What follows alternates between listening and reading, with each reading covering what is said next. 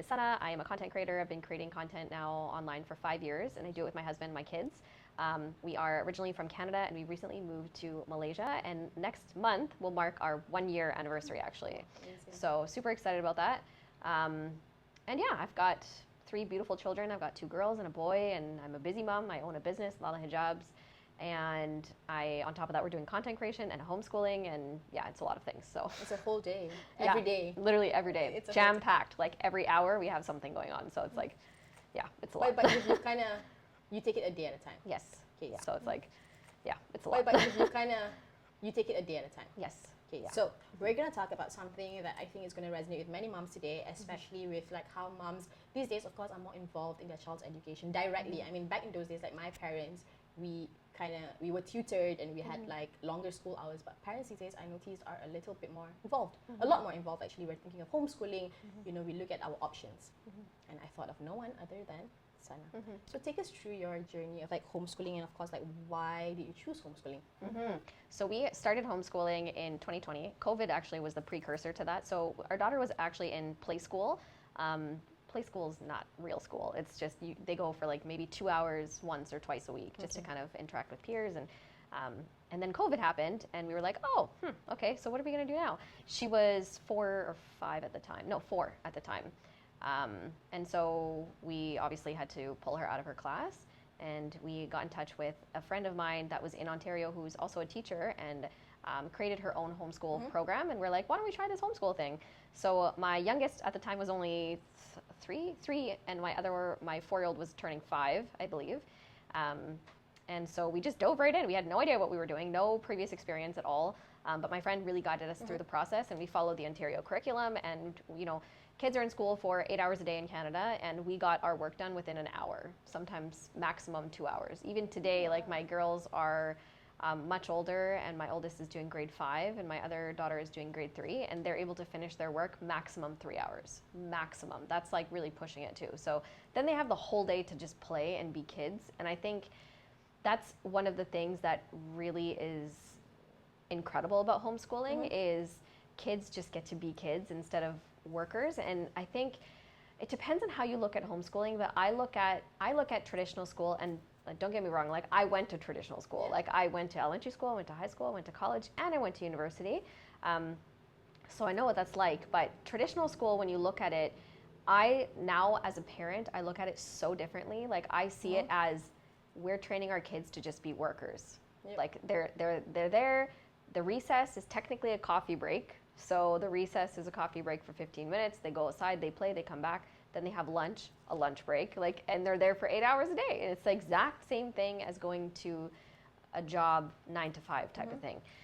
So for us, homeschooling and getting that much work done in such a short period of time, our kids just they get to be kids. They get to be creative. They get to explore. They get to build things. They get to learn about their interests and follow their interests and be together as a family. And I feel like that attachment and that bond that we have has nurtured them so much. And I don't know what it would be like had I sent them to school, but I definitely know that we wouldn't have the relationship that we have with our kids. Like we're best friends with our kids, alhamdulillah. But I just truly feel like there's so many incredible positives about homeschooling, and I don't see us going back to a traditional school anytime soon. I don't know. We'll cross that bridge when we get there, when they're older and doing high school. Like I don't remember physics or calculus or anything, so I don't know what that's going to be like teaching them that kind of stuff, but we'll cross that bridge when we get there. But for now, it's worked so well for us, and we do a lot of traveling too. It's been a journey. That's amazing. It sounds really long. I mean, it was a lengthy explanation. Yeah. Days are longer than that. I mean, I would be lying if I say I never considered homeschooling, because my eldest son is turning 7 next year. So naturally for us here, he'll be going to Sekolah Kebangsaan, which is the public school. Yeah. But I have considered homeschooling. I just don't know if I have the discipline for it. I don't know if like I could manage. Homeschooling is not a big deal here. It's not a big deal. It's not a big thing. Yes. It really isn't like.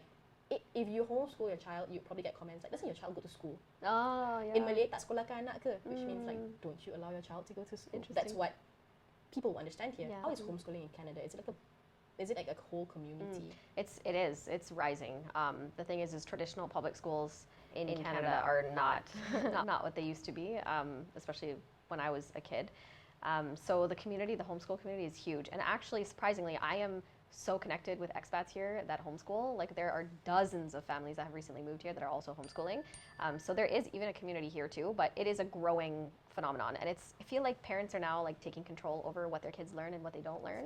And I also know that here in Malaysia specifically, it is illegal to homeschool. So it's the law to send your kids to school. So that's why the community is so small. And the ones that are Malay and they're doing it are kind of hush hush about it. And then the rest are just expats like us. So we're not like from here, so that's why it's okay for us to do it. Actually, I don't know. You homeschool and then you came to Malaysia. Like, how did you prepare to continue homeschooling your child in Malaysia? Your children, sorry. Yeah. So honestly, it wasn't that different at all for us because we've been using the same program for the last 2 years, and we just literally just brought the books. It is definitely more expensive to purchase the same curriculum that we purchase here. We had a friend that went to Texas in the last few months who actually brought our curriculum back for us in their luggage because it is quite expensive to like physically purchase the books. But other than that, like the routine itself, nothing has really changed for us. How do you when you say like you follow a certain curriculum, like how do you have access to the curriculum? Like right now, are your children following the Canadian curriculum, or are they following like the international school standards here, or the Singapore curriculum, which is quite big in this country too? I think certain private schools actually apply the Singapore curriculum.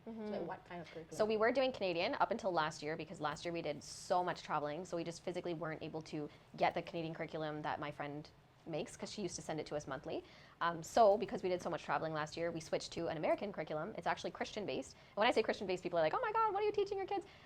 There is no, like nothing about religion in it. It's just that if we're talking about math or if we're talking about geography, it'll say things like, God's majesty or, God's creation. It's actually a beautiful, very well written curriculum. So that's what we've been following. We've been doing it since last year and it's been amazing. So we do language arts, our math, our science, history. We kind of do our own thing when it comes to history.